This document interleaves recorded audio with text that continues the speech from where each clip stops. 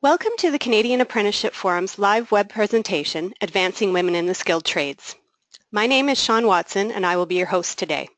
This webinar is being recorded and we will make it and the presentation slides available following the broadcast. If you have questions, please enter them through the webinar control panel and we will answer them at the end of the presentation. The Canadian Apprenticeship Forum promotes apprenticeship training across Canada. Our aim is to help Canada build a highly skilled, productive, and diverse skilled trades workforce. One area of focus, which we are featuring today, is initiatives for women. We recently launched the Skilled Trades Network, which is a centralized web tool to help apprentices learn more about the trades and access the resources they need to progress in their training and careers. Due to unforeseen circumstances, Graham Trafford from Mott Electric is unavailable to join us today. We are hopeful that he will participate in a future webinar. If you would like to learn about what employer champions have to say about hiring and retaining women, check out our podcast with Bobby Watt from RJW Jem Campbell Stonemasons Inc. on the Skilled Trades Network or the Canadian Apprenticeship Forum report, Hiring and Training Women in the Skilled Trades, the Business Case for Employers. Emily Arrowsmith will now take you through the current realities of women pursuing apprenticeships and working in the trades, as well as some tips, strategies, and initiatives to aid them and their employers along the way. Welcome, Emily. Thanks, Sean. So today I'd just like to share with you some information based on Canadian Apprenticeship Forum research that we did. So I'd like to start off my presentation by giving you a sense of the current landscape. I'm going to talk about participation rates for women in apprenticeship in Canada and some of the barriers they face based on research and consultations with women tradespeople. Then I'd like to focus the second part of my presentation on solutions. I'd like to talk about the ways in which the Canadian Apprenticeship Forum is engaging employers in learning about the business case for hiring and retaining women. And I'd also like to talk about the Skilled Trades Network, which is helping women overcome barriers and share their experiences to reduce their isolation and retain them in the skilled trades.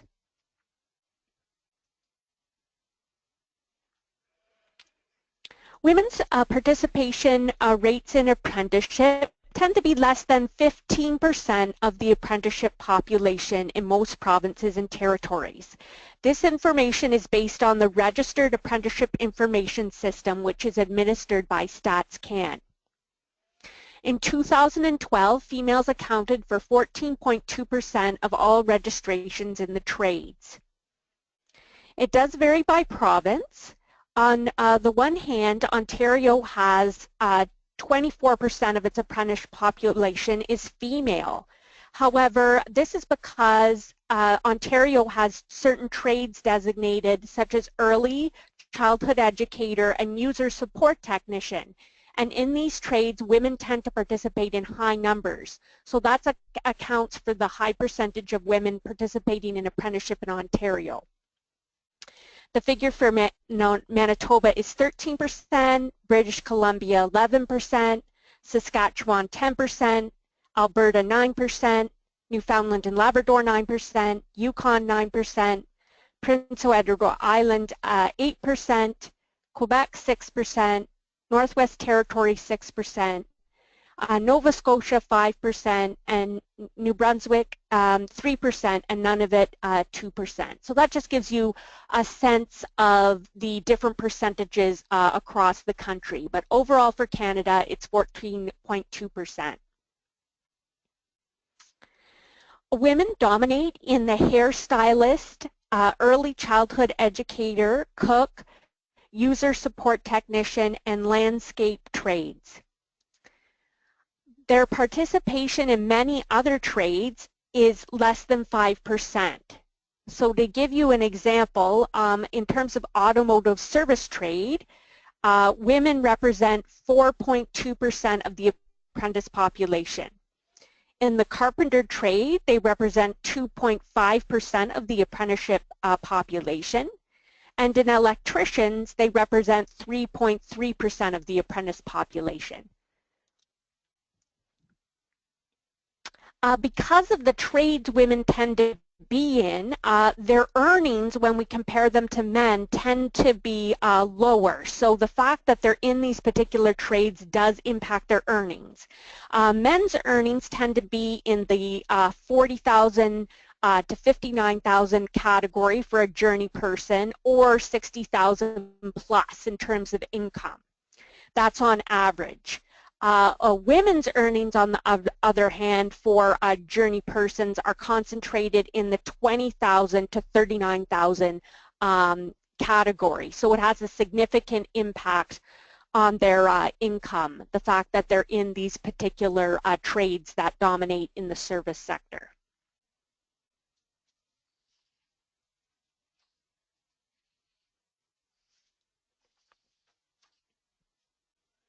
When you look at the literature in Canada on women in the trades, there's a number of consistent themes that emerge around barriers, and these are some of the most common barriers that come up in the research and through consultations with women tradespeople. So one of the common barriers is lack of awareness about apprenticeship.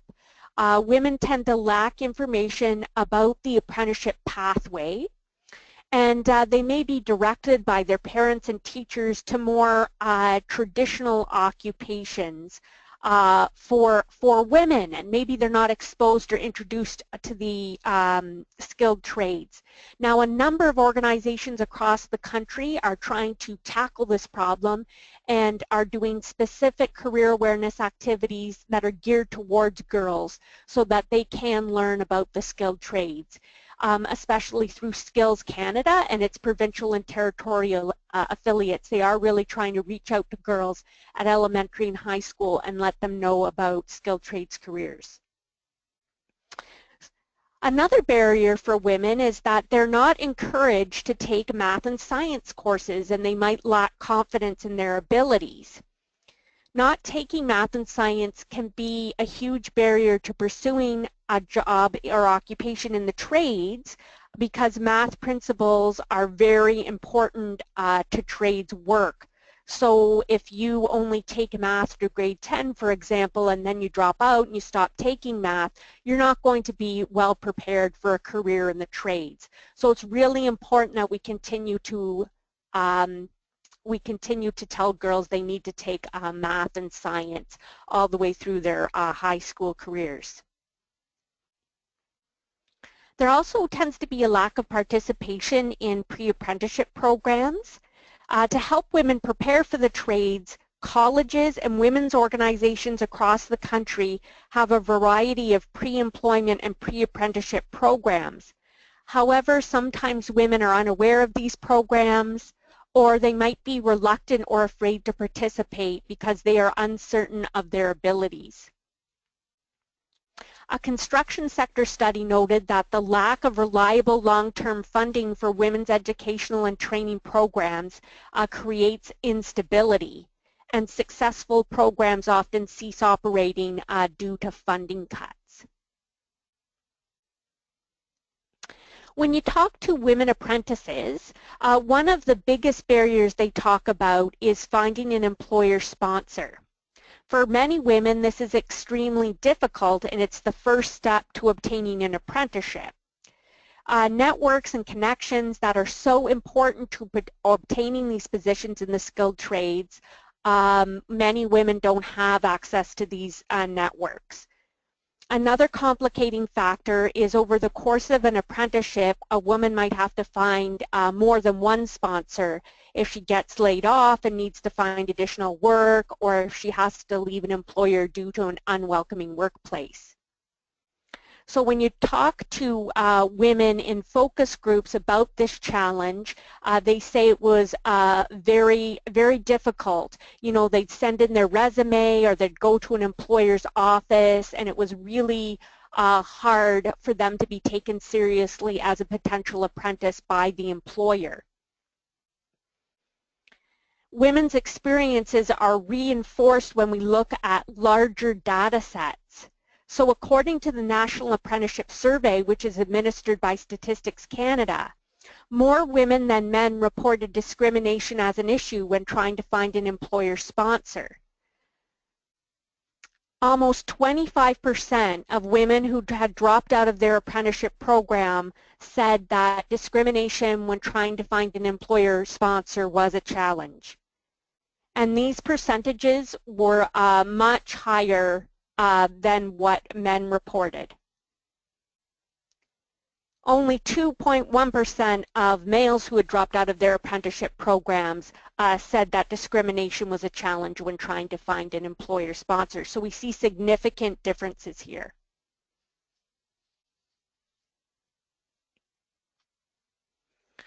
Women apprentices also talk about the struggles with trying to balance family obligations with a lack of family-friendly policies at skilled trades workplaces, and they noted that these were additional barriers. This is a significant issue for apprentices in Canada because they tend to be older than other post-secondary students, and they often do have children. 35% of female apprentices and 40% of male apprentices actually do have children. So the lack of family-friendly policies is definitely a challenge for apprentices.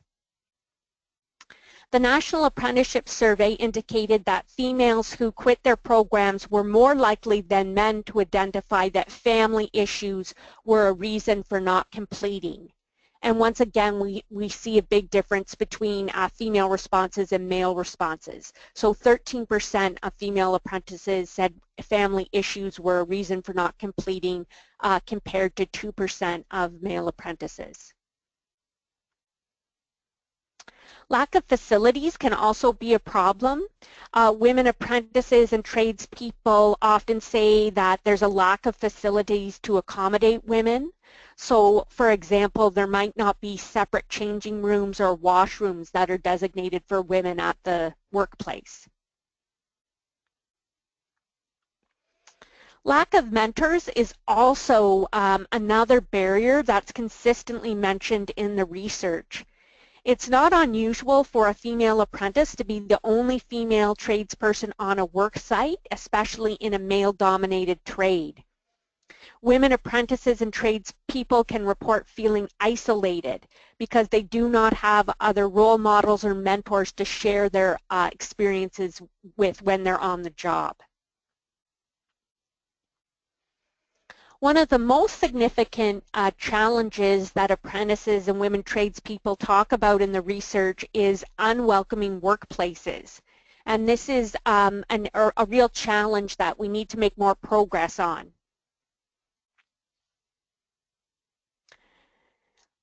People who had dropped out of their apprenticeship programs in the National Apprenticeship Survey said they were more likely to quit compared to men because of workplace problems such as harassment, discrimination, or conflict at work. Most of the tradeswomen interviewed in a Saskatchewan study had endured sexist remarks and inappropriate behaviors from their male co-workers. They felt that the constant questioning and scrutiny of their physical strength and their commitment to the company due to assumed family responsibilities took a toll on them mentally. So that's just an overall sense of some of the common barriers that women in the trades experience.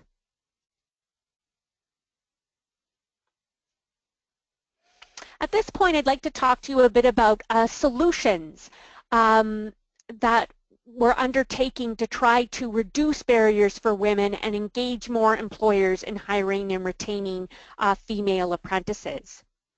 Employer outreach is really an important part of the Canadian Apprenticeship Forum's focus to really address these barriers around finding an apprenticeship opportunity and feeling welcome at the workplace. So we're really focused on sharing the business case with employers and sharing tips and strategies with them so that they can successfully integrate female apprentices into their workplaces.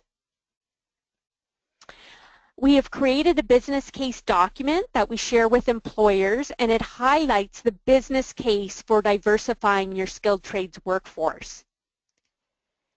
Employers who seek out untapped sources of talent and seek to hire underrepresented groups experience a wide variety of benefits, such as access to a new pool of talent to replace retiring journey persons, improved business performance and market outreach.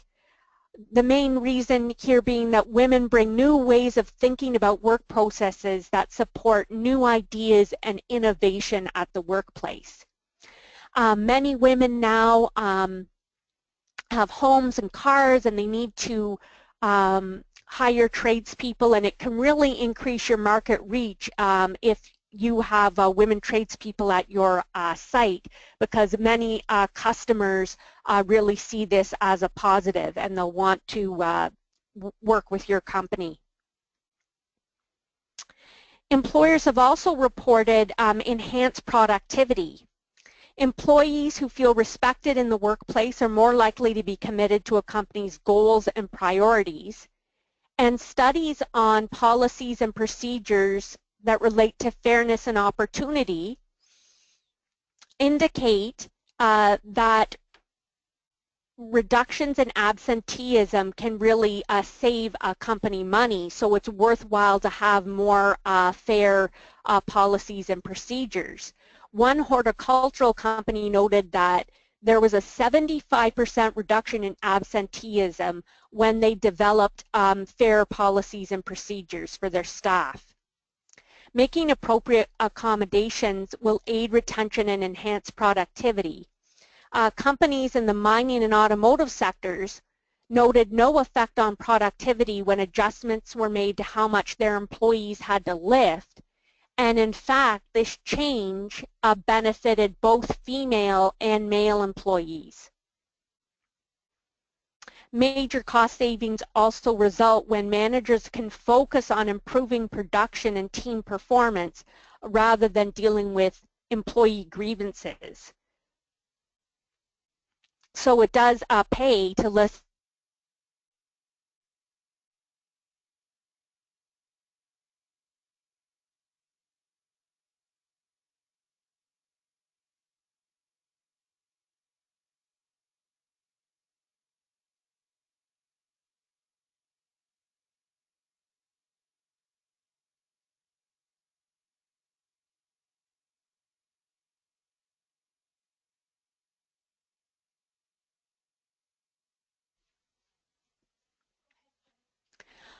we've also gathered a number of tips and strategies for recruiting and retaining women in the workplace. These tips and strategies were shared with us from employer champions and women's organizations. Creating inclusive policies and procedures was really important, and employer champions noted the importance of using gender-neutral language in job descriptions and recruiting materials, and making sure you're including images of women in your website, your ads, and your brochures. Placing job ads where women can see them within training organizations, trade schools, community bulletin boards, and fitness and recreation centers was also noted as another strategy. It's very important that as an employer you remove all gender bias from interview questions and make your hiring panel representative of the women you want to hire. It's also very important that you communicate to the new hire that your company welcomes women and will not tolerate bias or discrimination. Employers talked about preparing your workforce and offering gender sensitivity training to all employees, making individuals more aware of their own behavior and making sure that the work environment remains professional. All employees should understand the company's anti-harassment policies, and they should know they will be enforced. Holding an orientation is an important step for all apprentices, but particularly for female apprentices because it introduces them to the company and connects them to a mentor who is going to teach them. As a part of the orientation, it's important that the apprentice has access to proper tools and a uniform that fits and equipment and a variety of work experiences throughout their training so they can learn different aspects of the trade.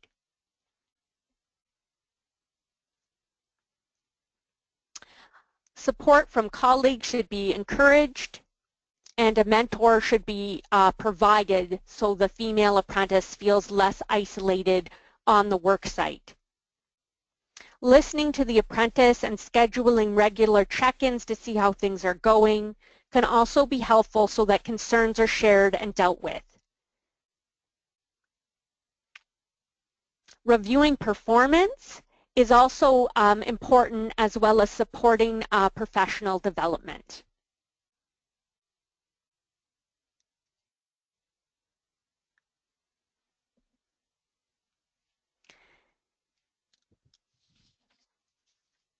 To address additional barriers that women face and to really focus on solutions, CAF has developed a centralized resource as a part of its website.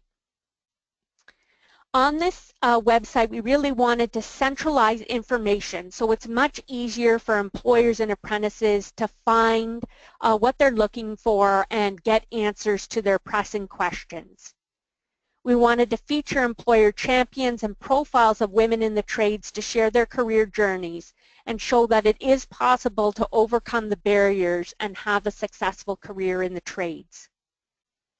We also wanted to create a community where women can share their experiences and feel less isolated.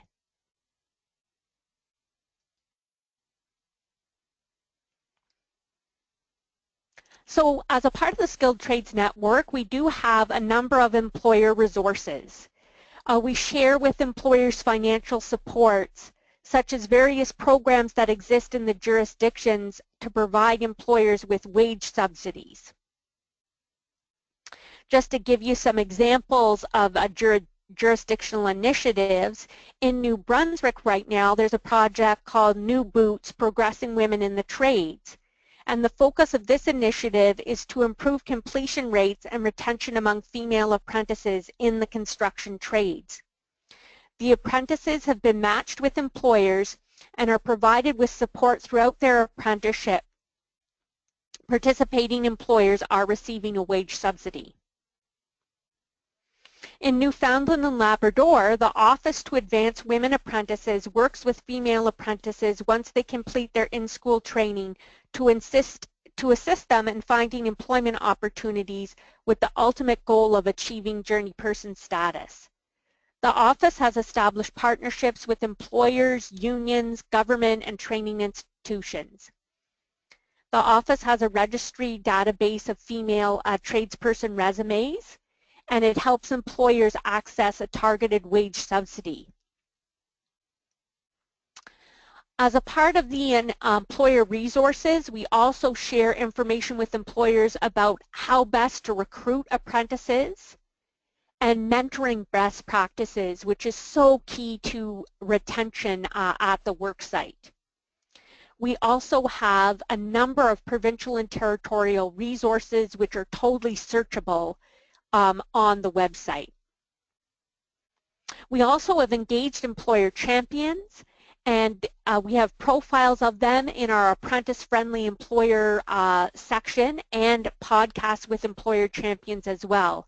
And they really share what they're looking for in potential hires so that female apprentices can be better prepared when they go and seek employment from employers in the skilled trades.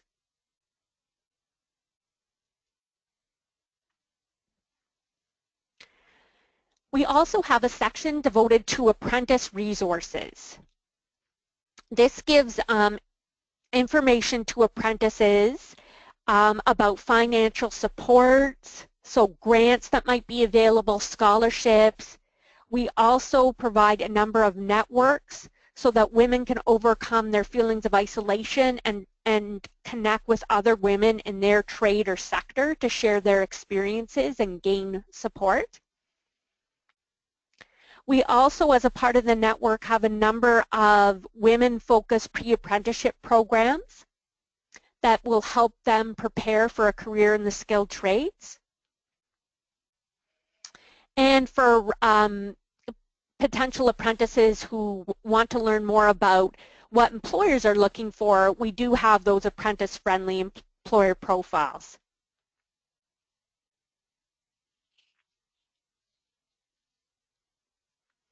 And as a part of these resources, we feature a number of jurisdictional initiatives. Just to give you an example, in Newfoundland and Labrador, there's the Women in Resource Development Committee, which delivers the Orientation to the Trades and Technology program. And since its inception, this program has graduated almost 200 participants, and it really gives women practical experience in the natural resources sector. There's also Women Unlimited based in Nova Scotia, which offers a 14-week program that allows women to explore trades and technology careers.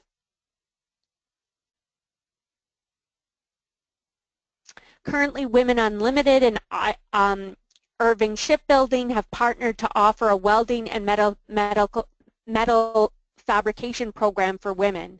Women who successfully complete the program may enter the Nova Scotia Community College's diploma program. And as positions become available, Irving Shipbuilding will hire successful graduates that meet the employment eligibility criteria.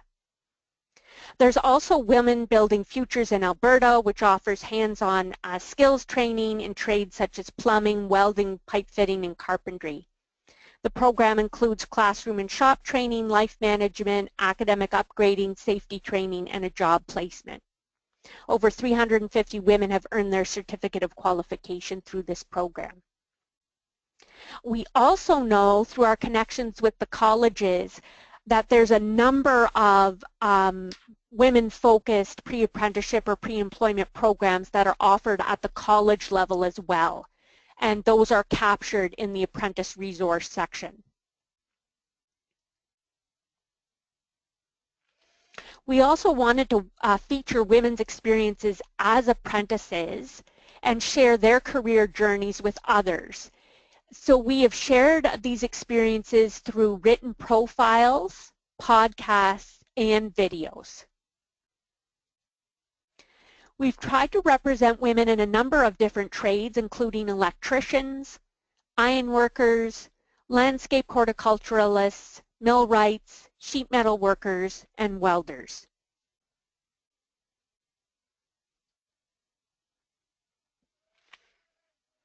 Just to give you a sense of some of the profiles and the stories of these women, I've included some quotes from profiles that we did with 3 women journey persons.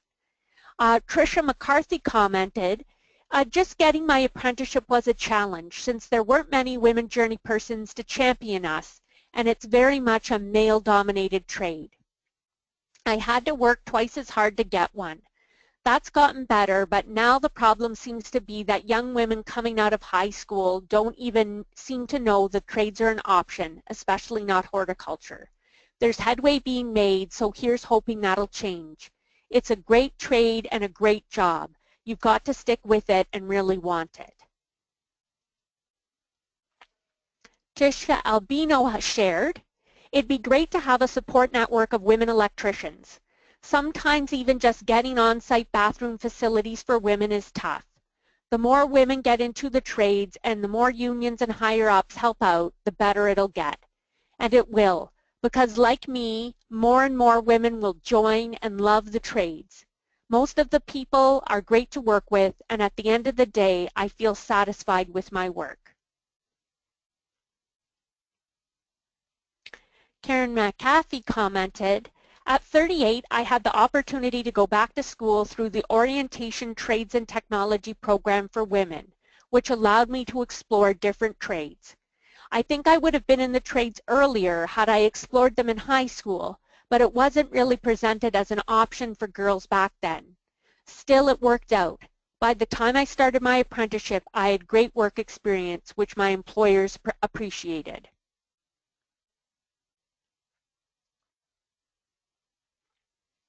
As a part of the Skilled Trades Network, we also have a community discussion forum. where women and others can share their experiences and provide specific advice to one another about how they overcame barriers to pursuing an apprenticeship or a skilled trades career. And CAF will be moderating the discussion forum on an ongoing basis.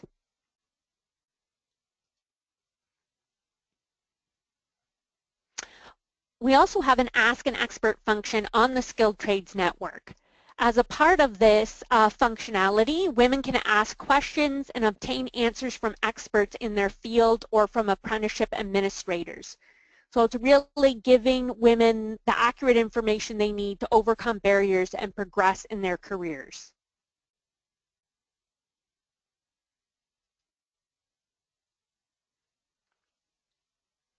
So that's all the information I wanted to share with you today about the current landscape for women in apprenticeship and some of the solutions that are being pursued by the Canadian Apprenticeship Forum. At this point, I'd like to pass it back to Sean Watson.